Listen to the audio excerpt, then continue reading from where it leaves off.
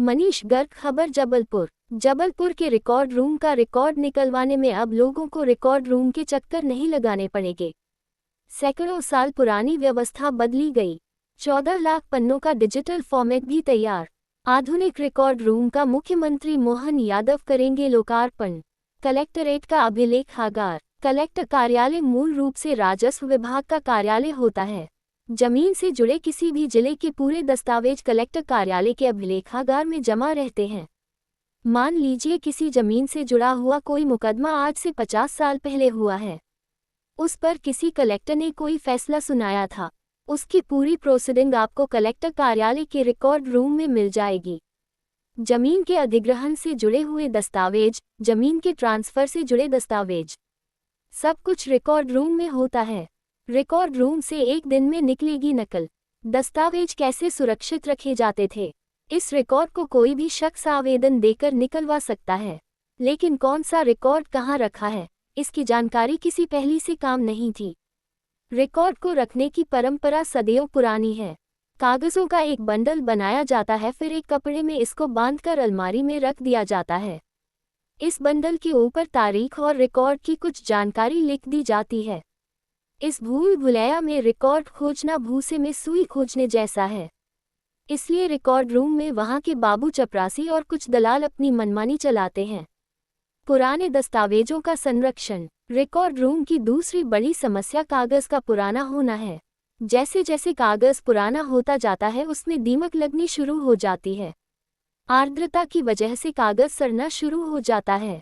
इसकी वजह से कुछ पुराने रिकॉर्ड बर्बाद भी हो जाते हैं। रिकॉर्ड रूम में दीमक को खत्म करने का पाउडर भी डाला जाता है। इसके बावजूद इन कागजों का पूरी तरह संरक्षण नहीं हो पाता। जबलपुर का रिकॉर्ड रूम का रूपांतरण। जबलपुर के कलेक्टर दीपक कुमार सक्सेना ने रिकॉर्ड रूम की समस्या को सुलझाने का काम शुरू किया। सबसे पहले कपड़े की पोटली की जगह प्लास्टिक के डिब्बे ने ली। जहां बंडल में सैकड़ों दस्तावेज एक साथ रखे जाते थे, उन्हें वर्गीकृत किया गया। इन्हें प्लास्टिक की पॉलीथीन में रखकर एक डिब्बे में एक केस से जुड़े हुए दस्तावेज रखे गए और इन्हें भी सीरीज के हिसाब से जमाया गया है। कहाँ कौन सा डिब्बा रखा गया है इसकी जानकारी एक सॉफ्टवेयर में दर्ज की गई है। कलेक्टर दीपक कुमार सक्सेना ने बताया कि अब यदि किसी शख्स को अपना रिकॉर्ड देखना है तो वह पहले सॉफ्टवेयर में कुछ जानकारियां भरेगा और उसको पता लग जाएगा कि उसकी ज़रूरत का रिकॉर्ड प्लास्टिक किस डिब्बे में है। रिकॉर्ड की स्कैनिंग। जबलपुर के रिकॉर्ड रूम में 1909 के दस्तावेज भी हैं जो सबसे पुराने हैं। बीते 116 साल के जबलपुर की जमीनों से जुड़े हुए कागजों की संख्या लगभग 48 लाख है। इनमें से 14 लाख कागजों को स्कैन करके डिजिटल फॉर्मेट में तैयार कर लिया गया है, लेकिन अभी भी लगभग 34 लाख कागज डिजिटल नहीं हो पाए हैं। सभी दस्तावेज जिस दिन पूरी तरह डिजिटल फॉर्मेट में हो जाएंगे तब रिकॉर्ड एक सिंगल क्लिक में उपलब्ध होगा। इन दस्तावेजों को डिजिटल करने का काम भी लगातार जारी है। मध्य प्रदेश के मुख्यमंत्री मोहन यादव गुरुवार को जबलपुर आए और वह यहां पर नए रिकॉर्ड रूम का लोकार्पण किया। पूरी संभावना है कि मध्य प्रदेश के बाकी जिलों में भी इसी तरह रिकॉर्ड को संरक्षित करने का प्रयोग शुरू किया जाएगा। ये खबर आम आदमी के लिए राहत भरी है।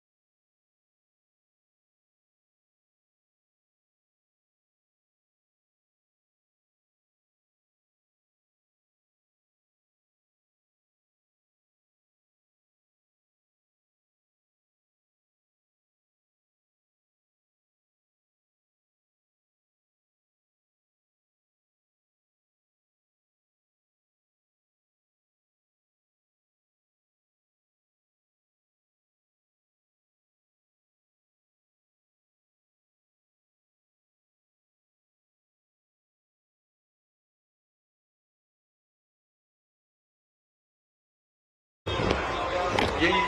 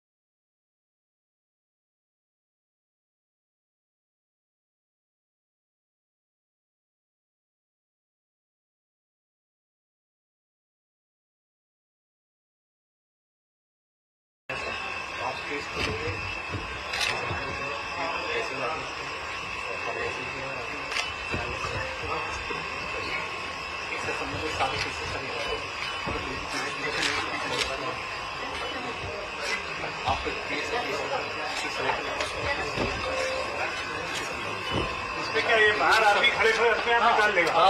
कुछ आप जाएगा ऑनलाइन।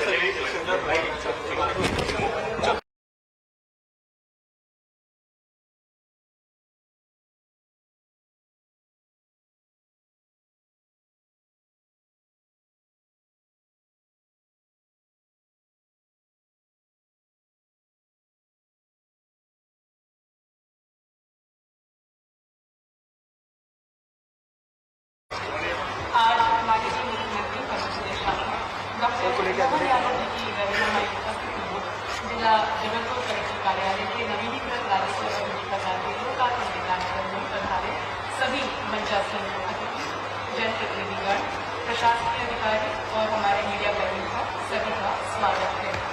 कार्यक्रम में मैं सर्वप्रथम माननीय मुख्यमंत्री जी के स्वागत के लिए आमंत्रित करूंगी लोक निर्माण विभाग मध्य प्रदेश शासन मंत्री माननीय श्री राकेश सिंह जी का कि वह माननीय मुख्यमंत्री जी का पुष्पगुच्छ के माध्यम से स्वागत करें।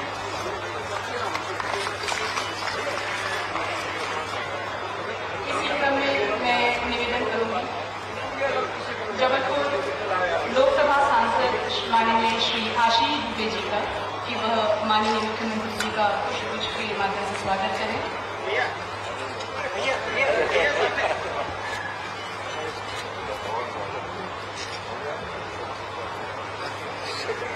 मैं निवेदन करूंगी माननीय महापौर जी को।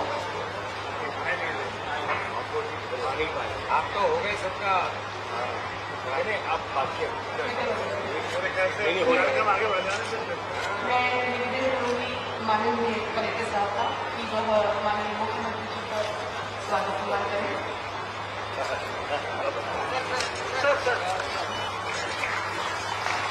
मैं निवेदन करूंगी कलेक्टर महोदय से कि वह माननीय श्री वी.डी. शर्मा जी का पुष्पगुच्छ के माध्यम से स्वागत करें।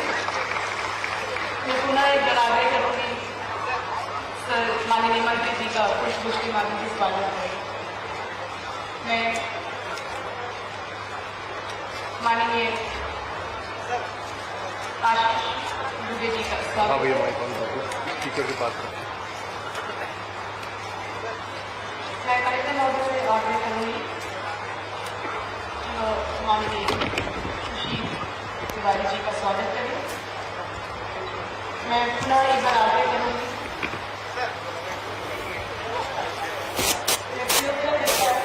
एडीएम ग्रामीण को मंच पर बुलाना चाहूंगी कि वह मंच में पधारे अन्य मंचासीन अतिथियों का पुष्पगुच्छ के माध्यम से स्वागत करें।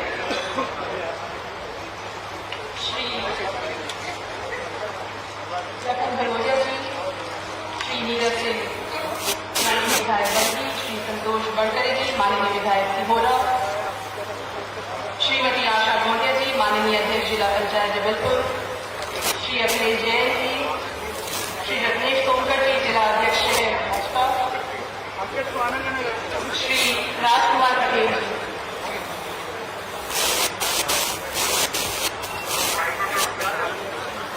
हमें लिख दिया था हम लोग माननीय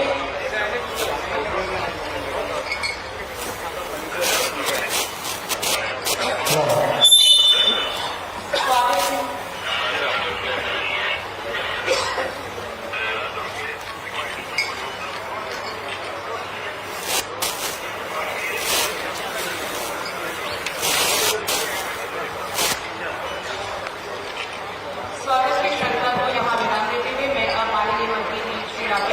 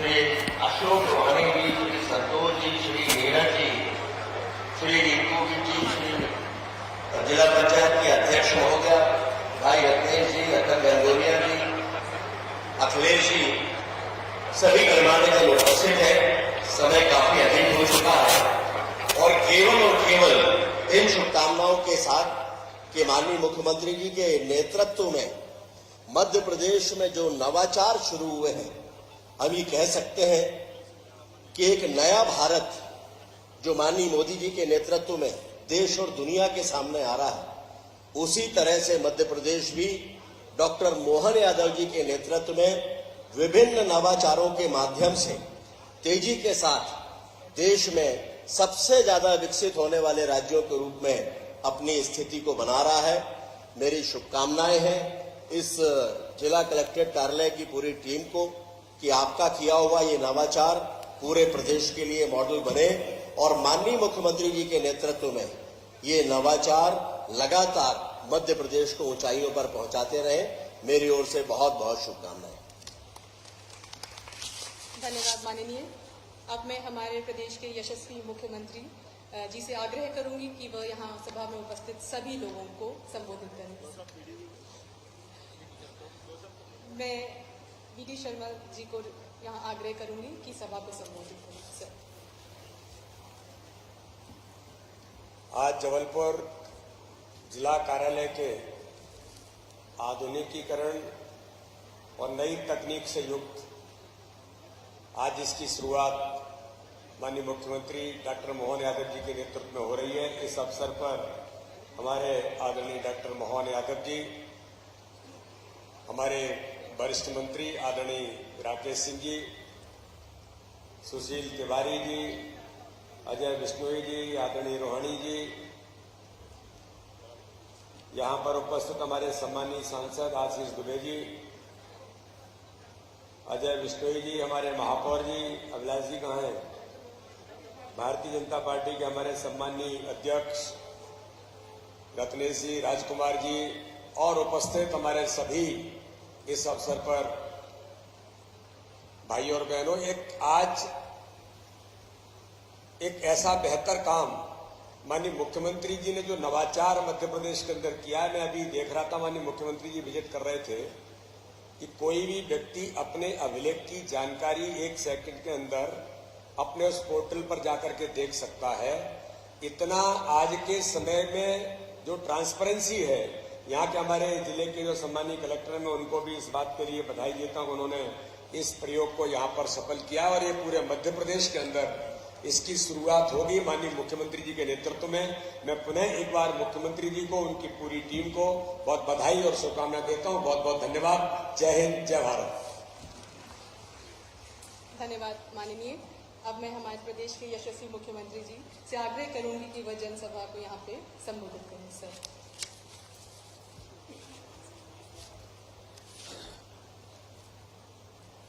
रानी दुर्गावती की नगरी कई इतिहास के बहुत महत्वपूर्ण समयों के दौर से गुजरते हुए कलचुरी साम्राज्य से लगाकर के आज तक हमारी भेड़ाघाट और कई प्रकार के अनुपम प्राकृतिक सौंदर्य से समाहित इस जबलपुर की नगरी, जिसको जाबलीपुरम भी कहते हैं, जाबलीपुरम उनकी जाबाली ऋषि की नगरी। आज के इस अवसर पर हमारे माननीय मंत्री श्रीमान राकेश सिंह जी, माननीय सांसद और भाजपा के प्रदेश अध्यक्ष माननीय वीडी शर्मा जी, हमारे वरिष्ठ नेता माननीय अजय बिश्नोई जी, माननीय सांसद जी आशीष जी, इस अवसर पर हमारे माननीय विधायक द्वय इंदु भैया तिवारी, अशोक रोहानी जी, माननीय महापौर जी, इस अवसर पर मंचस्थ, अच्छा नीरज भी है उधर, नीरज जी है, संतोष बरकड़े भी है, संतोष बाबू मैं इधर आगे ही देख रहा था, पीछे ध्यान नहीं गया, वाल्मीकि बहन जी भी है ना,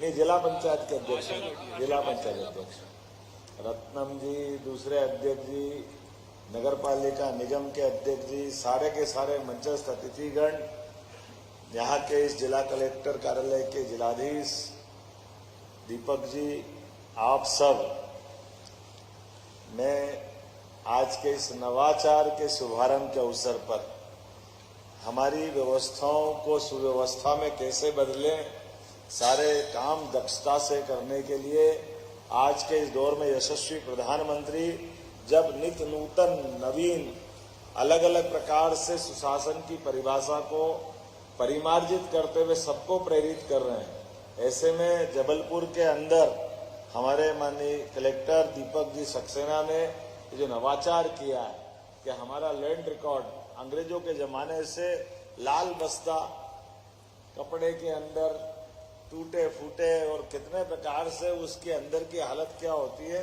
मैं एडवोकेट रहा हूं, मुझे मालूम है कि कागज को देखने जाने के लिए, नकल निकलवाने के लिए 87 का मेरा पंजीयन है।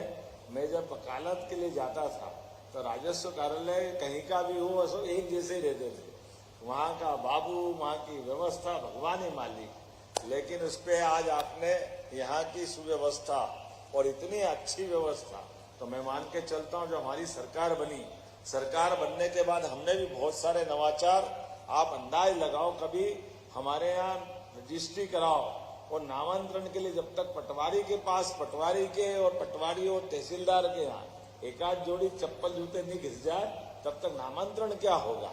लेकिन हमने उस पूरी व्यवस्था को बदल करके, जैसे आप पंजीयन कराओगे दस्तावेज का और सीधा साइबर तहसील के माध्यम से एक 15 दिन का मही से उसके नंबर के आधार पर, अभी तो संपदा 1 संपदा 2 थोड़ी बहुत, अब आगे जाकर के 1 बटा, उसके बाद उसका बटे का बटा, नीचे जाकर के भविष्य की दृष्टि से एक ये नहीं, ऐसे कई क्षेत्रों में हमने सबने, उदाहरण के लिए मेडिकल कॉलेज, हमारी सामान्य विश्वविद्यालय में बीएससी एग्रीकल्चर की परीक्षा या एग्रीकल्चर बीएससी की दृष्टि से, माननीय सांसद जी आप यहाँ हैं, मैं आपको बताना चाहूंगा कि ये मेडिकल कॉलेज की जो मेडिकल यूनिवर्सिटी है, इस मेडिकल यूनिवर्सिटी को भी मल्टीपर्पज रूप से अपन उपयोग कर सकते हैं।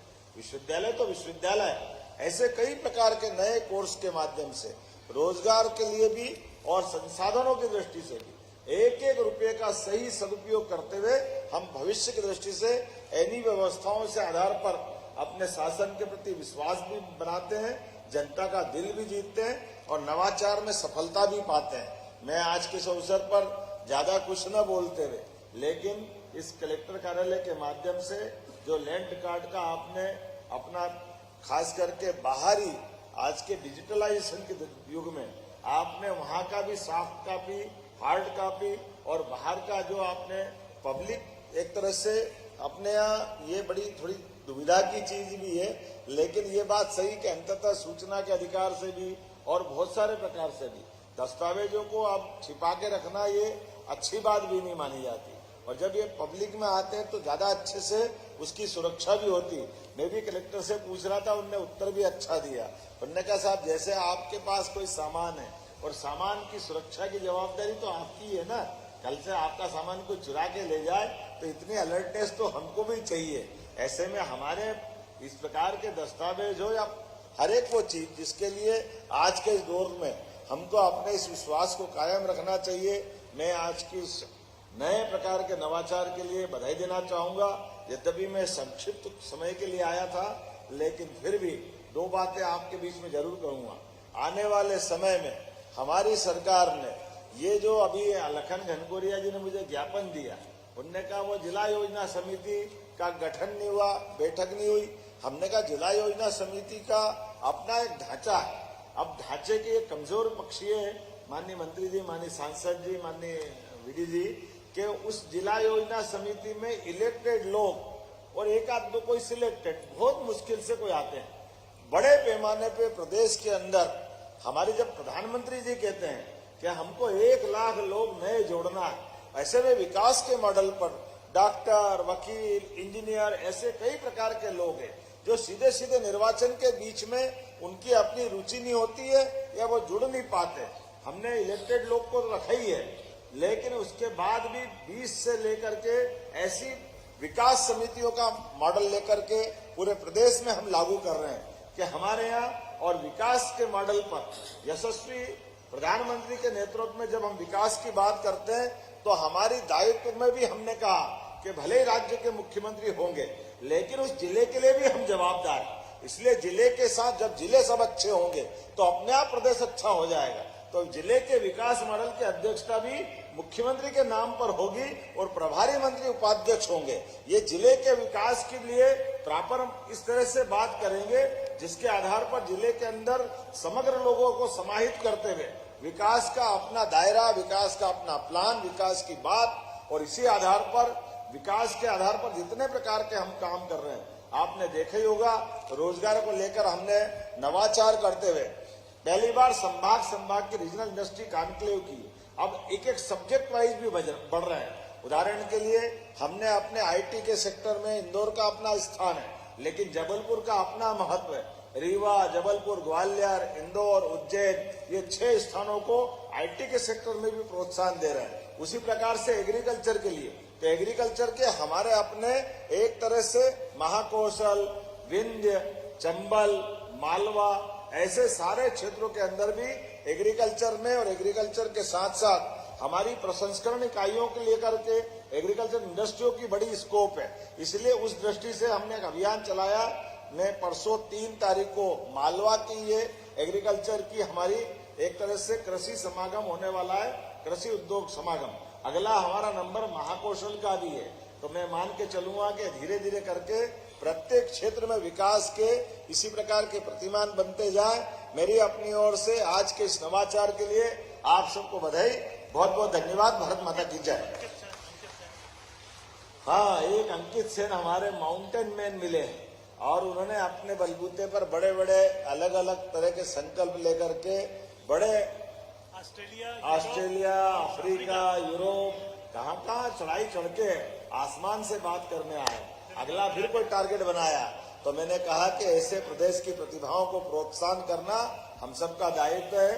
तो इसलिए मैंने कहा कि अगली यात्रा के लिए मैं 5 लाख रुपया उसको देने की घोषणा करता हूं और उम्मीद करता हूं कि ऐसे और लोगों को प्रेरणा मिलेगी जो अपने आप में अपने कॉन्फिडेंस भी बढ़ाए और प्रदेश का भी मान सम्मान बढ़ाए। पुनः आप सबको बधाई, बहुत बहुत धन्यवाद।